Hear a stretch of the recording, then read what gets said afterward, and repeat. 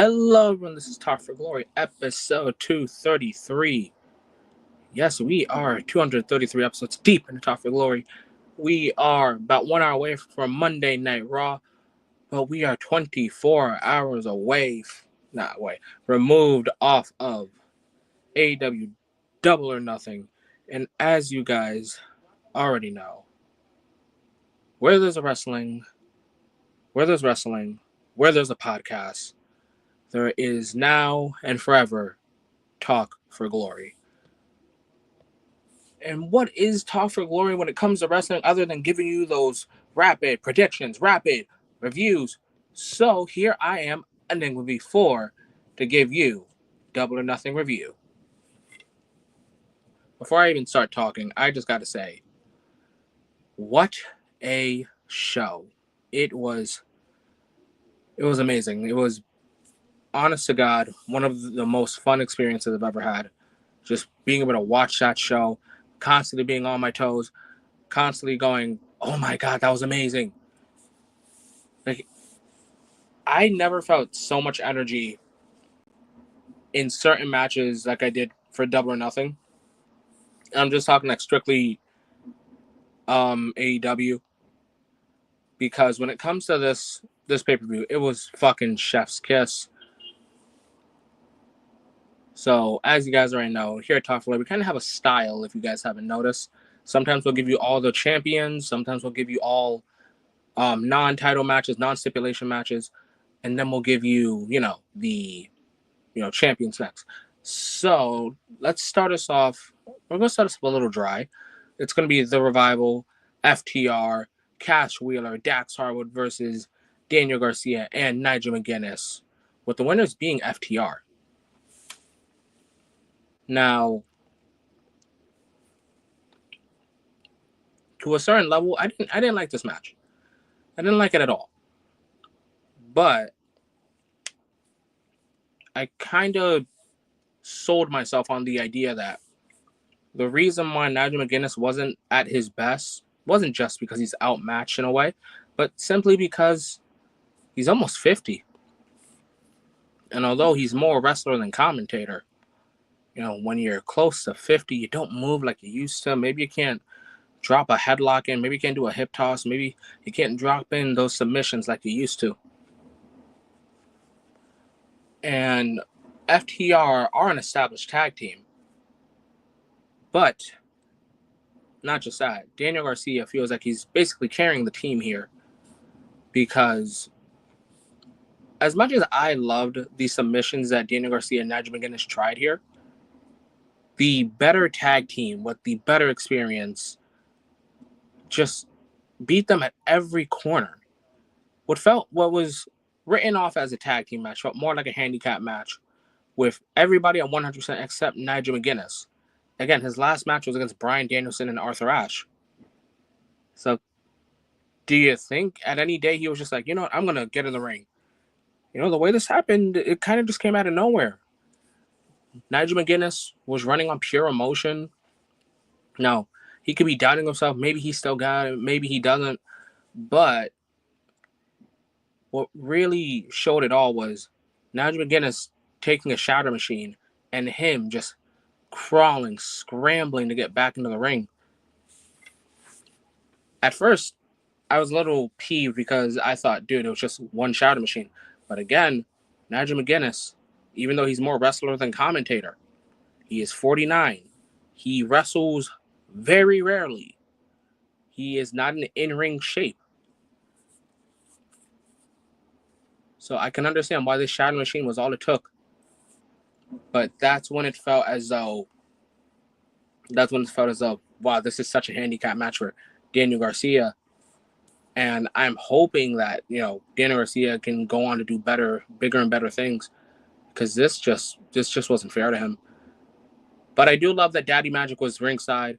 He's one cool manager, but him being there kind of had me questioning, why did Nigel McGuinness have to be here? Like, you literally could have done Daddy Magic and Daniel Garcia versus FTR. But that's neither here nor there. Hopefully FTR have packed up Daniel Garcia and Nigel McGuinness. Well, Nigel goes back to the commentary table. Daniel Garcia goes back to dancing. and FTR, now reborn, go after the AEW Tag Team Championships. Because, well, we'll talk about the tag titles when we get there. Next, let's talk about this match. It is the Undisputed Era. Still not calling them their new names, guys. Adam Cole, baby. Kyle O'Reilly, and Roger Strong versus the Don Callis family. It being the Alpha, Konosuke Takeshita, the Proto Star, Kyle Fletcher, and the absolute fucking weapon, the absolute unit. There's so many nicknames I can give Josh Alexander. But Josh Alexander, with the winners being the Don Callis family. So, two things. One, AEW set these men up for failure. How dare you put these men to try to follow up the Anarchy in the Arena match?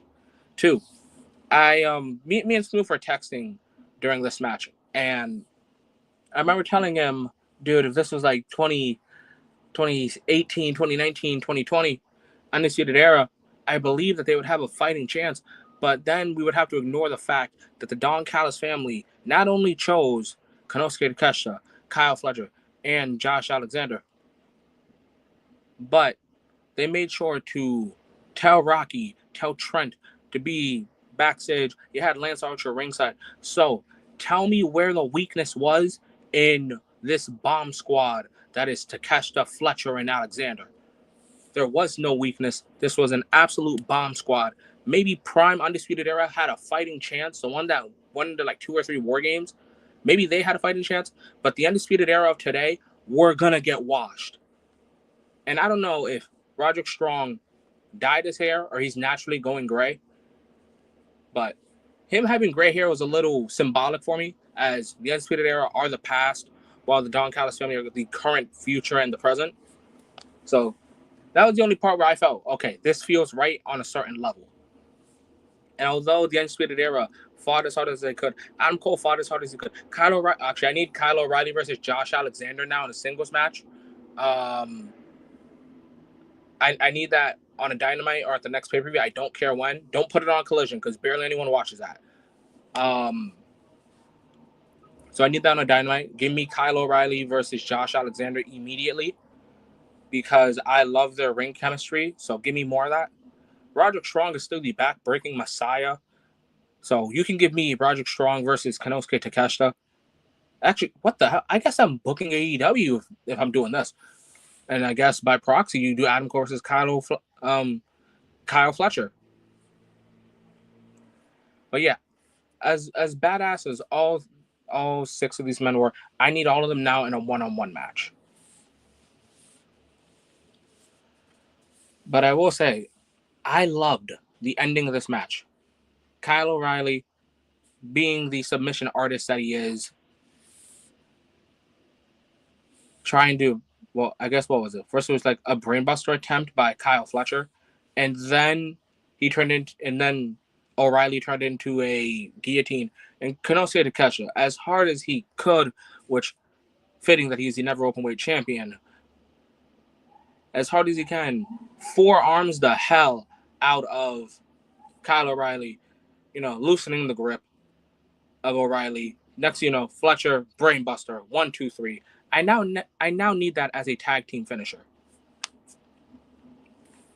Who knows? Maybe that is the new total elimination. Instead of a roundhouse kick and brainbuster, maybe it's a forearm / elbow plus the brainbuster. You guys let me know who hit the brainbuster combo better, Takeshita and O'Reilly. Whoops. You guys let me know. Who hit the brainbuster combo better, Takeshita and Fletcher or O'Reilly and Bobby Fish as Red Dragons, because I love both moves. But be all and end all, the winners were the Don Callis family, and although they wanted to make a undisputed point to the rest of the locker room, Brody King and Tomohiro Ishii, which just saying, can we make Ishii an official member of the Hounds of Hell? Come on, he's the Stone Pitbull. But they didn't come alone. They came with the Ace. They came with Sacho. They came with President Ace. So who knows? Maybe Hiroshi Tanahashi will be there at Forbidden Door for the last time. And man, I can't wait to talk about, like, I really want to give you guys a Tanahashi centered video. It's all execution, guys. So be on the lookout for that in the future. We've still got a whole year to do so. Next is the sleeper of the match, the underrated of the match. It is Mark Briscoe versus Ricochet in a stretch match, with the winner being Ricochet. This match was fucking bloody. This match was oh my god. Well, I think what like takes me back about this match is that you're not expecting this kind of shit from Ricochet. I even love the fact that I don't even think like they used the stretcher to like get each other in. I love the fact that Ricochet with some Mr. Clean that Mark Briscoe used, dude is like yeah, no, I gotta win this now. Like these ball memes, they're getting out of hand. I just got shined on. And Mark Briscoe doing two things. Mark is one, beating the I'm just a tag team guy allegations, which honestly probably should have died when he won the ROH title. And two, he's showing that whether you give me it in a one-on-one match, a tag team match, a triple threat, a fatal four-way, I will shine. And that's exactly what he's done. I think Mark Briscoe probably is going to be a TNT champion or a Continental champion somewhere in the future. I'm sorry, guys, but if you guys truly do think the only titles he can win are ROH, I'm going to tell you now that you are sadly mistaken. But Ricochet's best friends being the Scissors, the thing that helps him beat Mark Briscoe, which I'm not going to say he won off of just being more badass. I think the definition of desperate became Ricochet last night. And it's just a picture of him with scissors. Congratulations, Ricochet. You left a bloodied Mark Briscoe in the ambulance, which we'll get to later. Next is the Anarchy in the Arena match. I guess I left it. Next is the Anarchy in the Arena match. It is Swerve Strickland, Samoa Joe, Powerhouse Hobbs, Katsuyori Shibata, Willow Nightingale, and Kenny by God Omega versus Jon Moxley, Claudio Castagnoli, Wheeler Yuta, the Young Bucks, Nicholas and Matthew Jackson. They are also top for Glory's Tag Team of the Year. There's a lot of people we can be talking about. Let me just add this.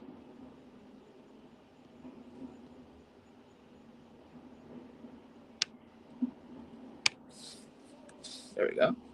But where the hell do I start? First off, our founding fathers in Nicholas and Matthew Jackson coming out. That was awesome. Which is funny. I honestly thought that they would probably like all of the elite, the original elite. So Young Bucks, Kenny, Cody, or Hangman. I originally thought I could see them doing like a founding fathers bit on being the elite. So to see it being an entrance really got a laugh out of me.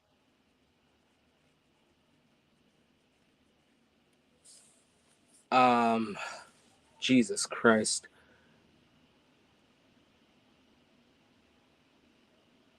I don't know what else to say other than this made me just go, damn, I fucking love wrestling.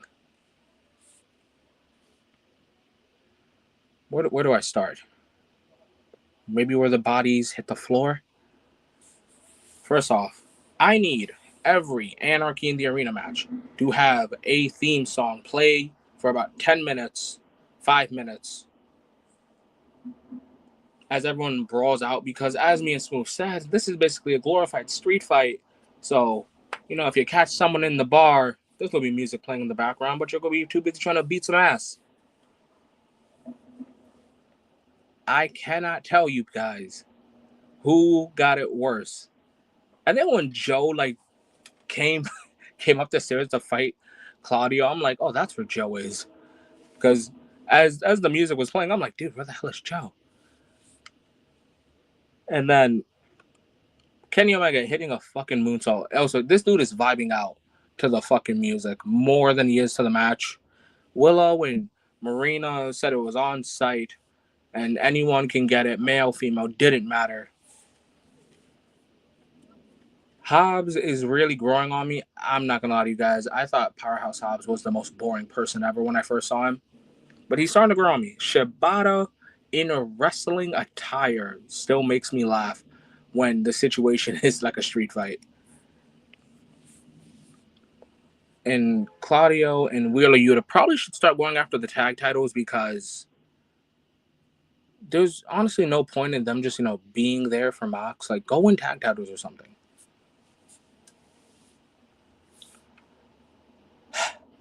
And Swerve. Swerve Strickland. I don't know what the goal is. I don't know where his destination. Maybe it's just straight buck hunting season. If that's the case, then keep doing your mission, man. Let me, break down my favorite spots on them. Starting off with Kenny Omega. My favorite spot with him is the Avalanche One Wing Angel. So from the stage to an electric table, that going off, that was fucking awesome. And the moonsault. Swerve.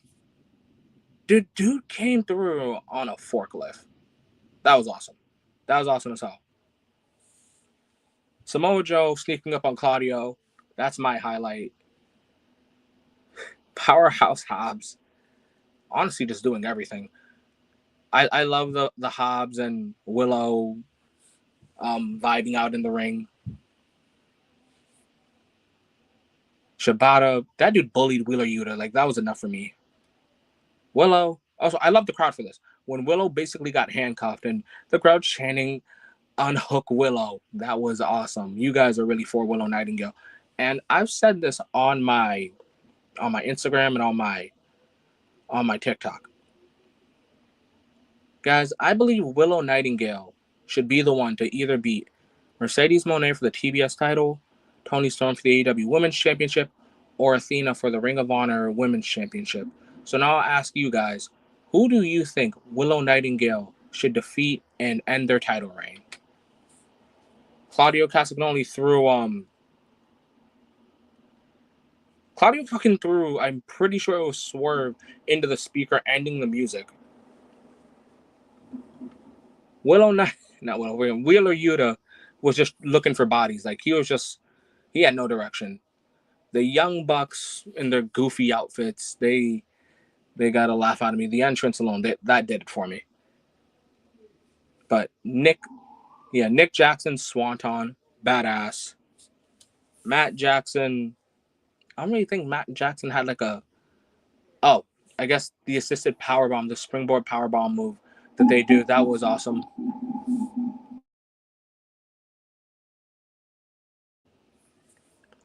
And Marina Shafir, funny enough, it was the fact that she was begging Kenny Omega to hit her with a dragon suplex. Kenny really showing that. Screw it. The dragon suplex has no gender. So any and everyone can get it. Male, female, does not matter. Gabe Kidd showed up. I'm still on the agenda that Gabe Kidd is slowly getting on Mox and the Young Bucks' good side so he can secretly let War Dogs through the back door of AEW. Mark Briscoe still in the ambulance, bloody as hell. Remember, guys, don't run with scissors, I guess. But be all and end all, the person that ended up getting the win and being the captain, the savior in this match for AEW was Swerve Strickland. Now what's next for everyone? Truth is, I don't know. I hope these guys take a week off because they went through hell. Next, now we're about to start getting into championships, guys. For the AEW World Tag Team Championships, it is the Hurt Syndicate, Bobby Lashley and Shelton Benjamin versus the Sons of Texas, Dustin Rhodes and Sammy Guevara, winners being the Hurt Syndicate. Okay, so I stand on what I said. This could have been a handicap match. Shelton Benjamin could have packed up both of them. Like, if Bobby Lashley actually gave more fucks than he already did, this could have been a spear 1, 2, 3. MJF was adding unnecessary help.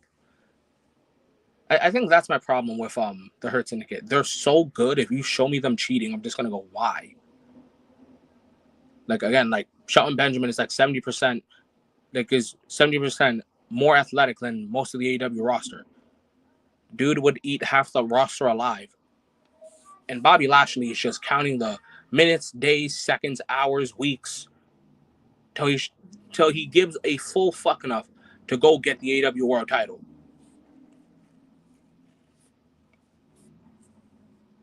The only saving grace for the Sons of Texas is the ROH tag titles weren't on the line. Because if they were, one, unify the tag titles. Unify the AEW and the ROH tag titles. Two, if they don't unify them, ROH is never getting their tag titles ever again because AEW's tag division is already struggling to get the tag titles off of the Hurt Syndicate. So imagine Ring of Honors. But yeah, I love the absolute badassery that is the Hurt Syndicate. Notorious. Hello, Notorious. Welcome to Talk for Glory. I don't think I've seen your name before. Welcome to Talk for Glory. I hope you enjoyed Double or Nothing. Let me know what your favorite match, moment, spot, everything of yours was for Double or Nothing. But yeah, the Hurt Syndicate are just too strong, too dominant. You might have to do a fatal 4-way tag team match to get the belts off these guys. Because they hurt people and they take gold. I don't know what else you guys want. Sons of Texas had no chance. No chance in hell, honestly. Am I downplaying Goldust and Sammy Guevara? Hell no. It's just that the Hurt Syndicate are just that badass. And still, tag team champions.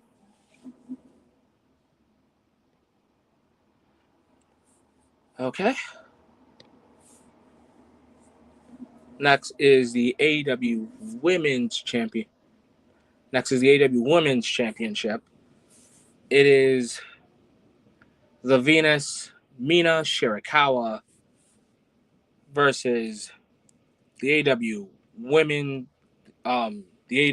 World Champion. Talk for Glory's 2024 Women's Wrestler of the Year. The TV stays black and white. The times they are a-changing. This match was absolutely timeless due to timeless Toni Storm. So this match had pretty much everything I enjoy in a standard wrestling match. If you ain't going to give me spots, then give me limb targeting. And Mina Shirakawa, from when she first started the whole dragon screws and chop blocks and figure fours to now, a lot better. I am slowly but surely getting behind Mina, the technical wrestler. Like, Toni Storm had her work cut out for her. This match was not easy. She was fighting on one leg, and Mina had a perfect game plan. Like, it was spot on. The only place where she fucked up was giving Toni Storm 2 seconds to counter and hitting a Storm Zero, because this match was actually flawless. Mina came in with a strong game plan, targeting the leg.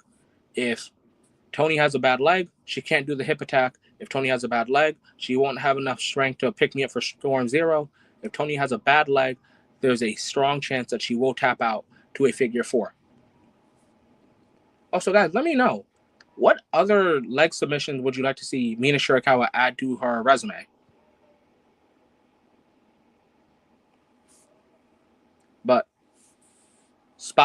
the limb targeting spots, perfect. And it didn't feel like it overstayed its welcome. But that was the women's title match there's not much for me to say because it's all such a visual that, maybe you guys even think maybe Mina should have won. Maybe she had Tony's number for 99% of the match, only to fall at the 1%. And if it's not today, if it's not tomorrow, sometime in the next 365 days, Mina Shirakawa will be a champion in AEW.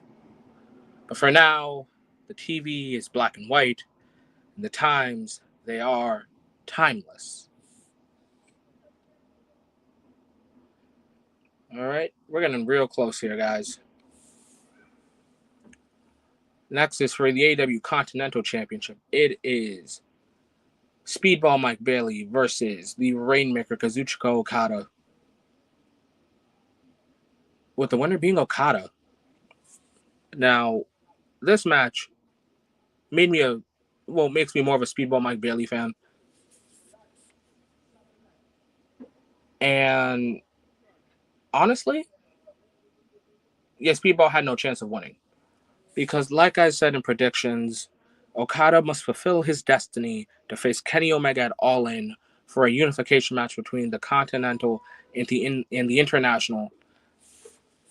And with him beating Speedball, and now I guess Kazuchika Okada having nothing to do from now on All In, now it's just on Omega's side.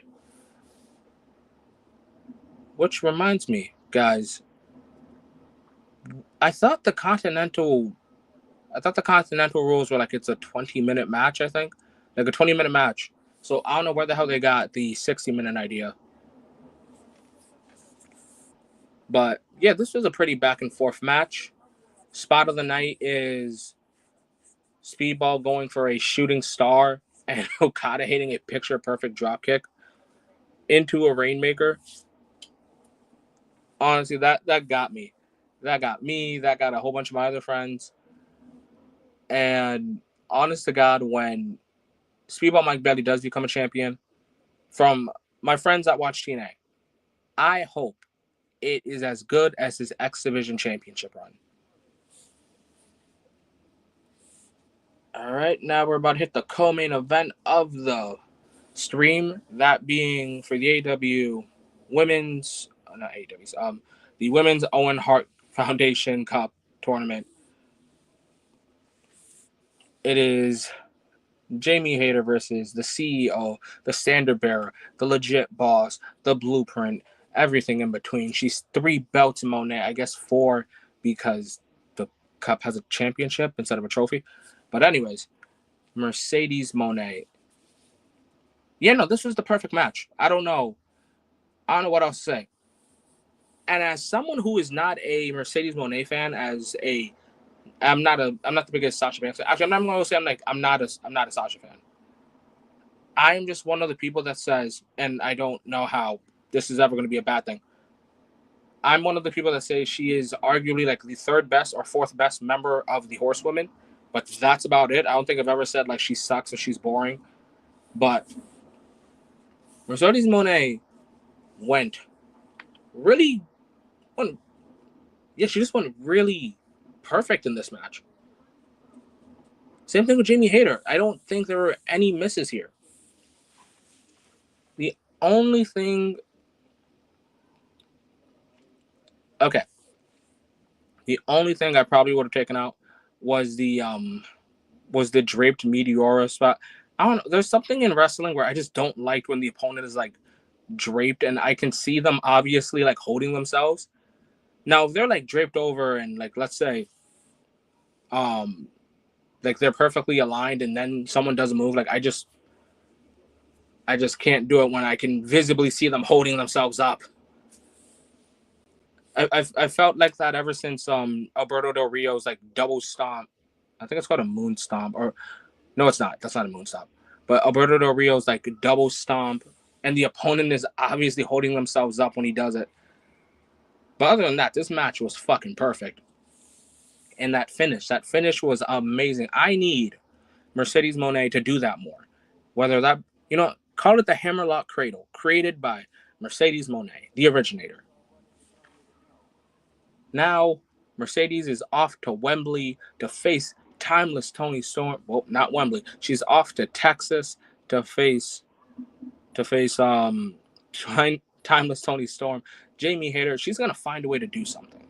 She's gonna do something, and I'm gonna watch it because there was no such thing as too much Jamie Hayter. And for the people that were asking about, like, oh, what's Athena gonna do? Like, Athena keeps tweeting and everything. I'm gonna say this, and I really want this. What I want is at All In a triple threat match, winner take all, for all the gold. That be Mercedes Moné TBS Championship, Timeless Tony Storm AEW Women's Championship, and Athena Ring of Honor Championship in a triple threat, winner takes all. And if we do get that match, please let that main event. But that's only if we do get that. Probably won't, but wishful thinking, fantasy booking, call it what you will. Be on and end all. Congratulations, Mercedes Moné. Now we're about to hit the main event, guys. So I want to thank everyone that'll be listening to this. I understand that I'm doing this right before Monday Night Raw, guys. So, we all have our priorities and stuff. But I want to thank everyone that'll be listening to this in a few. If you guys haven't noticed already, I also did upload the best match for Double or Nothing. But you guys already know, since we're about to hit the main event, and you guys have been great listeners, there's only one thing to do left, and that is to follow the socials. Make sure you guys follow myself and Smoove at Enigma_before_. That's my Twitter. Young Smoove TFG, that's his Twitter. Enigma before, that is my Instagram. Enigma_before_, that is my Twitch. Smoove A1 is his Twitch. And then you guys make sure that you add us on Xbox. Smoove plays Call of Duty. I play Naruto. I play Sparking Zero. Actually, I just play a whole bunch of fighting games. I guess on rare occasions, I'll probably play Fortnite. But yeah, add us on Xbox. So you guys can ask me about Smoove A1. That's his gamertag, and Enigma V4. No periods, no underscores on my gamertag. And yeah, guys, we're about to hit the main event. And guys, what a match. What a perfect ending to a show. The main event for the Men's Owen Hart Foundation Cup Tournament Finals. It is the Billy Goat, the Commonwealth Kingpin, the Aerial Assassin, the new best bout machine. It is Top Floor's 2023 Wrestler of the Year. It is Will by God Ospreay versus the main character of AEW, the cowboy, the redemption arc. It is Hangman Adam Page. And I'm going to start this off by saying, similar to when I talked about Hiroki Goto versus Zack Sabre Jr., I was wrong, and God, it feels good to be wrong about this match. Similar to that match, I had Zack winning, and I had Will winning this match. But Goto with Osaka behind him, and Hangman with Arizona behind him,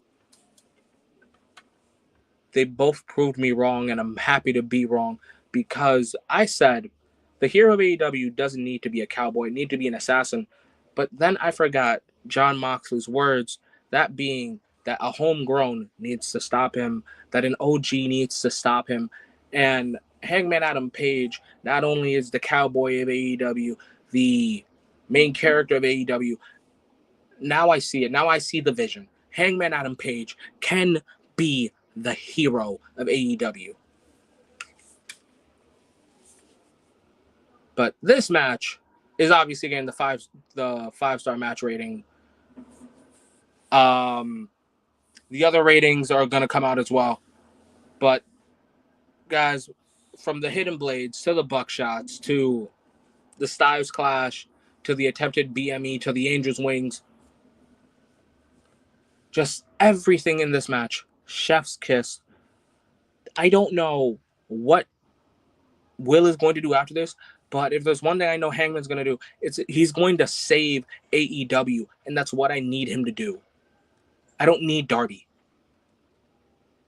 I think when the chips are down, when AEW needs a hero, I'm starting to see it even more now.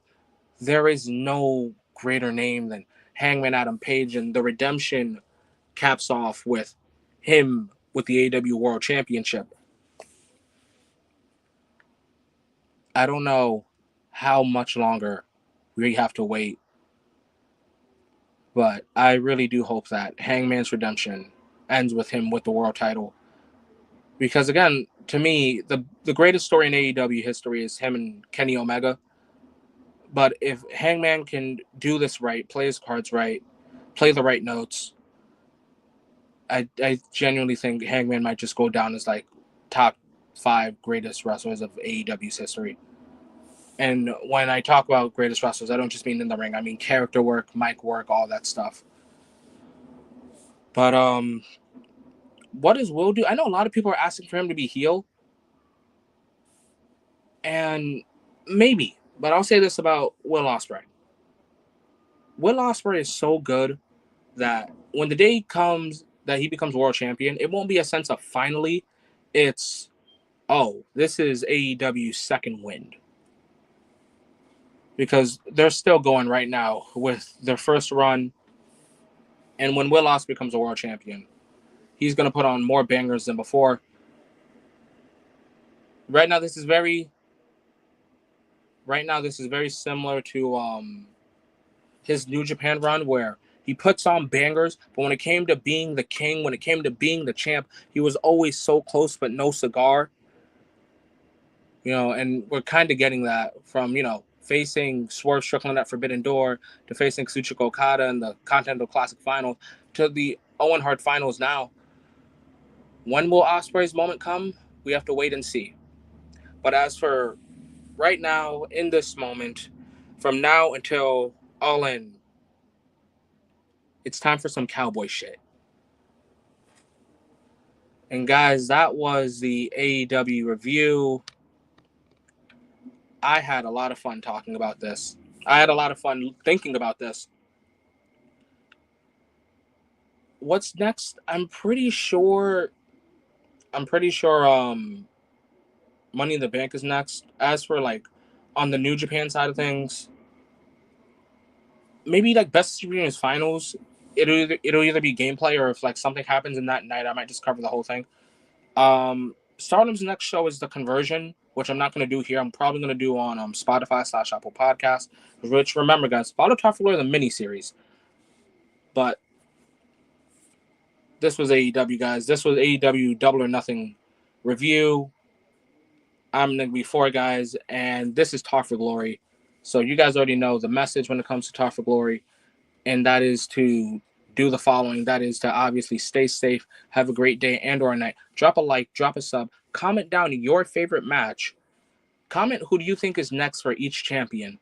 And most importantly, and I hope you did yesterday, and I hope you do in the next 30 minutes, I hope you guys enjoy wrestling.